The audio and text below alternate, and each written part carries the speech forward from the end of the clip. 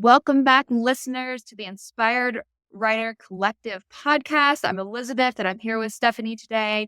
And we are going to be talking about Greenlights by Matthew McConaughey. This is his memoir, and this was our book of the month that we chose because we have been doing a memoir series on the podcast these last couple of weeks. We still have one more newly published memoirist that you will see in our episode next week, so stay tuned for that. But today we're going to be focusing on Greenlights. Now, I have to admit, I'm a little bit always skeptical of celebrities writing memoirs. Frankly, I think they steal that title of memoir because it sells better than saying autobiography. But most of the time, it doesn't really fit what I believe to be the definition of memoir. Matthew McConaughey kind of doesn't do the same thing as other celebrity memoirs. There definitely is a memoir vibe. There's a lot of personal story, and there is a core message uniting the stories and this concept of green lights and even the red lights and yellow lights turning into green lights as far as like urging you down your path, right? The one thing I will say that I think he takes some liberties on, and he admits so much in the beginning, the very beginning of the book, that it's not a typical memoir, is this self-help aspect. He does a little bit more digesting of his own stories and regurgitation for the reader, as opposed to just simply allowing the reader to take the message from it themselves. You could tell this very easily in the use of the word you when he's talking, when he says, you notice blah, blah, blah, and you do this and you do that. If it were true, pure memoir, it would all be, I realized this, I recognized that, I felt, get what I'm saying? So, it is a little bit of a branch out. But what I did appreciate about this particular celebrity memoir is he takes us all the way back. And the majority of the book, over half the book, is him growing up before he ever started appearing on our screens as an actor in movies. And it was fun kind of hearing his movie history. And I'm like, yep, seen that one. Yep, I know that one. Yep, that one. And so it was really cool to get a look at like this guy who was just like I don't know, everyday kind of guy, growing up in any man's kind of family. And it was really cool to see how his experiences and things shaped him, to hear about his relationship, especially with his father. As a parent, I really appreciated the way that his dad really supported him in his interest and decision to go become an actor. And he was basically like, all right, well, don't fail at it, like do this, like put your all into it. And that didn't mean like don't fail at it, but make sure that after all those failures, you eventually have success. But he highlights this at the end of the book, and I think it's really true. And he does such a good job of giving the places he's lived and been a sense of personality. So when he's, describing the study abroad year in Australia, and he's, setting the scene as they're driving from the airport where he landed in Sydney, and they, oh, we just live in this town, and they go through that town, and then they get to, they're like, oh, no, this next town, this smaller town, and they just keep getting smaller and smaller, like Russian nesting dolls, until they're in just this like nowhere down a dirt road, whatever place. But he does a really good job of like establishing the personality of the places where he's been, and all his adventures and misadventures along the way. Stephanie, what were some of your key takeaways from reading this memoir? Well, first, I just want to comment about his time in Australia, because it was such a pivotal time for him, allowing him a time of real self-reflection, which I think is woven very well throughout the whole book, of not only presenting us as the readers with these ideas about life and how to face challenges and how to figure things out, but you also see him being really self-reflective, which I think a lot of times in the, broader community, oftentimes we don't always think of, men as being very self-reflective in that way. And especially when we're talking about celebrities, because of course, you see him on the screen and, he's very widely popular and, everybody loves him. And of course, he's, he's a professor at UT Austin now. And he's all over the place when it comes to, things that are happening there, especially when, football's on and stuff. And so there's this very particular presence that he presents. But then in reading this book, you really get this true, like, human to human connection with him that you almost forget that he's this celebrity figure when you're hearing his story, because there's so many aspects of it that are so relatable about something like a study abroad where you're living with a family and, there's all kinds of things happening where you're allowed to do things, you're not allowed to do things. And, it reminded me of when I lived with a family in Spain and like I wasn't allowed to use the air conditioner. And then, I had to sit in a certain seat at the table or, and just really like things where you're like, okay, you're like trying to figure it out. Like, why can you use the air conditioner in your room, but I can't use it in mine? Okay, I'm going to kind of adapt to this. But then, so in listening to his stories where, he's sort of trying to navigate this family that's, wanting to eat certain things, he kind of pushes back against it a little bit. And then he has the strength to kind of change the situation for himself because he made a commitment of, yes, I'm going to be here for a year. And so I think, his resilience in so many aspects of his life too, just in the ways that, some things were very kind of, I guess you could say, rough and tumble with his brothers and his dad. And of course, that's not very familiar to me growing up with a sister and my mom. But then I look at being a mom of boys now. And I mean, that's a big part of how they are navigating their hierarchy amongst each other all the time, where, if it's not slamming each other with words, they're slamming each other to the floor or they're coming after each other or they're, and they sometimes need a little bit more, of the heavy hand that, of course, I don't have that as an aspect of my personality. I can't, come in that way with them. And so I found that really interesting in his story. Yeah, you brought up a great point about that, like, just human, everyday kind of like aspect that really comes across. And I do think that that could probably be largely attributed to the fact that he had journals to refer to. He had always been big on journaling, and he talks about it at the very end. And at the very end of the book, he talks about the process of writing this book.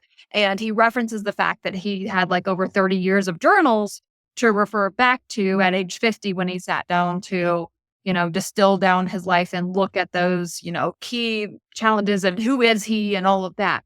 And so because he already had some of that written down, I think you can be more honest about the like introspection. I think you can capture those moments of time where you didn't know where your life was going to go. So you did feel a certain way, and that comes off so much more authentic than someone trying to like backtrack and remember, like, well, how was life before I knew I was going to be an actor? What was that like when I like had this dream and this interest but didn't know where it was going to take me?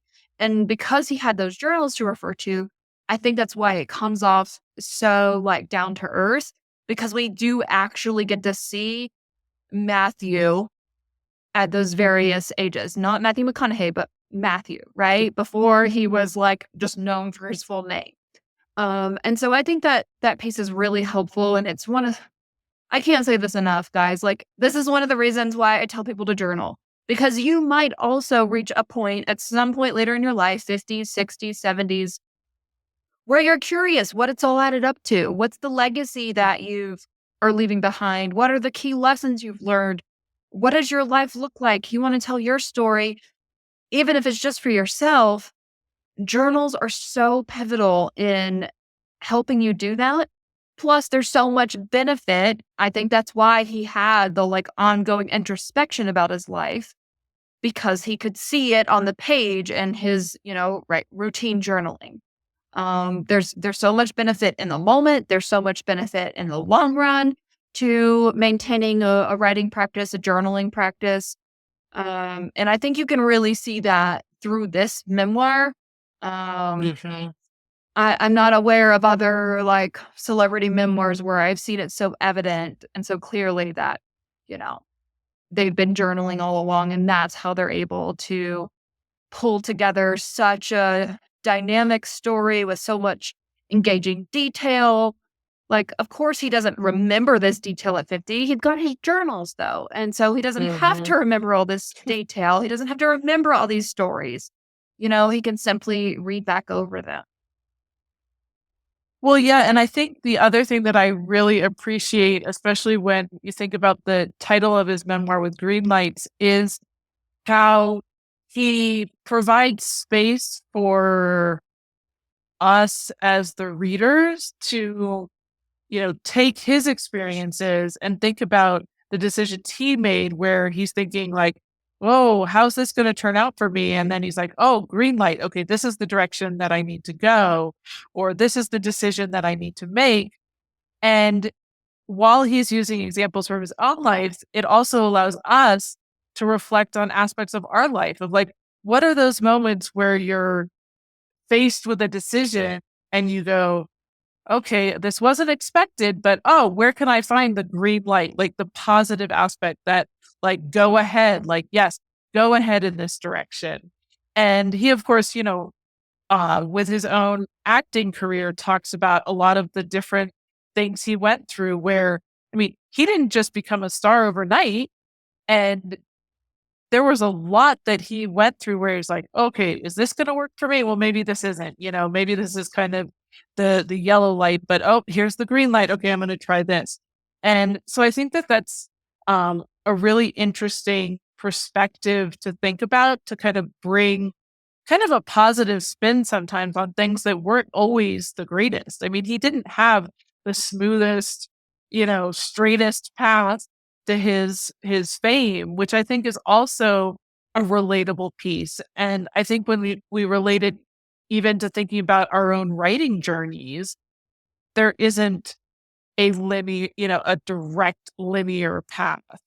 It's up and down and all over the place. And so it's another place where you can go, oh, okay, like again, this is relatable. And oh, what are the green lights in my own life that I can look at? So I really appreciated that as a reflective piece, even for myself when I think about, all of life that happens as we know, and thinking like, okay, where can I see the path through this instead of thinking that I'm stuck at a red light at every step of the way. Yeah, you can really see his like devotion of mastery to each of the characters that he played. He really outlines like the vast number of times where he basically added scenes for himself and added dialogue and added opportunity because he just dove so deep into his characters and what they were like and what they might say and all of that. Um, so it's not really surprising that he's written a book now because it's a very writer thing to do. To take, this very kind of just basic script and to say, okay, well, let me get into this character. What else would this character say? What would this character do in this situation? And he was able to take advantage of those moments and those opportunities because he had something ready to go.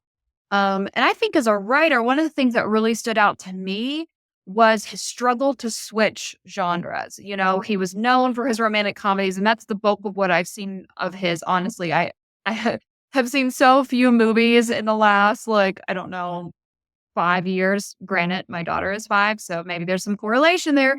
Um, I've seen so few movies, since then, but, I remember all of his rom-coms, and then all of a sudden, it seemed he started appearing in just a whole bunch of dramas, right? Like, really hard-hitting characters like Dallas Buyers Club and Mud and all of that. Mhm.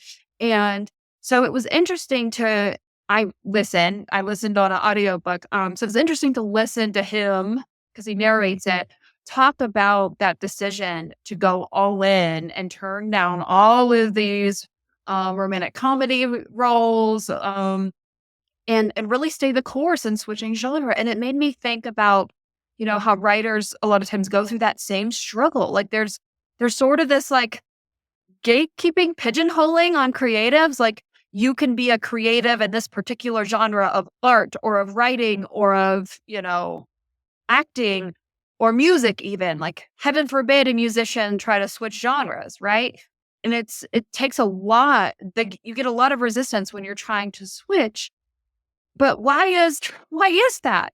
Why is not a good musician potentially able to be a good musician in multiple genres? Why is a good Mhm. writer, a good storyteller, someone who creates engaging characters and good story arc not able to write in both, romance and fantasy? Like, sure, there's some extra elements of world building, but like, okay, if you're a good writer, you can probably accomplish that. It just made me think about how we really hold back creatives and we build a sort of box to put them in. Mhm. And a good one, a truly good one, is not going to be defined by just a single genre. So if you are a writer and you have struggled to, you know, broach another genre that you're moving into, maybe check out this book because, he really does a good job of it explaining how he had to really advocate for himself. He had to sort of front load a bunch of these movies kind of all at once. He also talks about how he took this role on True Detectives, which is an HBO series, and that essentially ended up being his marketing for getting the Oscar for, I think it was Dallas Buyers Club, and Mhm. so he just kept saying yes to the right kind of opportunities, to the things that fit the new direction he wanted to go. And he kept saying no, no matter how much money they threw at him, to staying in the box that he wanted to break out of. And he even like created his own slogan. Um, McConaughey, I think was it. So it's a blend of his last name, McConaughey, and Renaissance. McConaughey. And so that's what he, admits to. He credited it, in an interview to being from another reporter, and then this new reporter kind of took it and rolled with it. But really, he admits that he created this, term himself. And, maybe that's what we have to do as writers to, break into a new area. Like you just got to market yourself and really put it out there. But it did make me question why we are so prone to just assume that creatives are only good at their one particular thing, the first thing that they tried, whatever first genre you wrote in, whatever first, Mhm. music genre you had a hit in, like that's going to be where you stay. And, you know, it's so silly because you look at the people who do it, who are willing to take that like plunge and they do a great job. Look at Taylor Swift, you look at Machine Gun Kelly, you look at Beyonce, you look at, all these people that have switched music genres. And Mhm. I mean, even Stephen King has branched out and done things other than his classic known for horrors, right? Um, and we have to keep an open mind about some of that. Well, and I think he does such a good job of really showing the sort of his willingness to be vulnerable himself in navigating those new paths, but also that little bit of encouragement of sticking to what was true in his heart and what he really felt was right for him. And I think that, you know, even his, experience growing up wasn't always perfect by any means. And I don't think that there's anybody who can really say that their own experience growing up doesn't have elements of, challenge and pushback with parents and all of those things.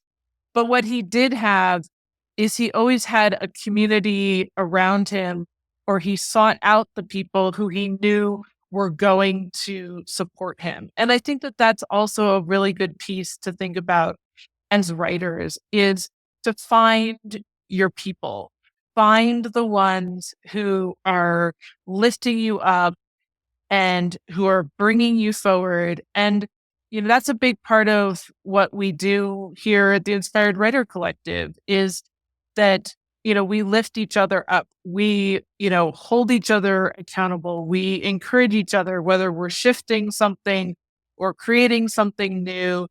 And I think that that's something really important to consider as a writer, as a creative of anything, is to find the people who are going to champion what you're doing. And that's what he found for himself. And especially when he shifted. I mean, as you said, he turned down big dollar amounts for, and they could have been, kind of sort of easy, familiar roles. He could have gotten himself in the rom-com reel over and over and over and over and again. But that wasn't what was really in his heart for himself as a creative. And you can tell from the way he writes and especially evident, like you shared and talked about, his journaling, that he is very creative, that writing piece was a big part of his, own personal development as a creative person, and being able to add to characters and bring in all of this nuance to the different roles that he took on. And so I think that, again, in the broader writing community, of taking pieces from his story, that while it might not necessarily be a memoir that you would think to pick up, I would encourage you to pick it up, to give it a try and see what you can pull out of it, to think about, what are the green lights? What are the creative aspects? What is on your heart? Who are the people who are raising you up and holding you up? And he carries that so much into, his life with his family. And you see this other just very deeply rooted, like heart-centered individual that, quite honestly, like I honestly wasn't expecting that from a celebrity, especially of, his success and all of that. But, it really shifts perspective to where almost now when I see like Instagram reels, I'm like, oh, he's just a person. Like I don't even, now after having read Greenlights, it's almost like, oh, I kind of feel like I know him as a person and not just as this celebrity that I've seen on the screen. And okay, I know, who he is. There's a humanity to him. And I don't feel that the things that he's saying are, scripted and prescribed. I mean, they really are things that he would say based on having read Greenlights. Yeah, absolutely. And he comes to this question, or I think maybe it was his like priest or pastor that actually asked him this question, that helped him make a decision about his marriage and family life. And so I'm going to leave you, listener, with this same question, in regards to anything big that you might be thinking about doing, whether it's starting to write something or taking something you've written and finishing it, or taking something that you think is pretty finished and seeing about getting it published in some sort of form. Um, he says, what's the bigger risk, going on this new adventure or continuing with the one you're on? So thank you, listener. We've got one more week of our memoir series, so tune in next week for our last featured guest.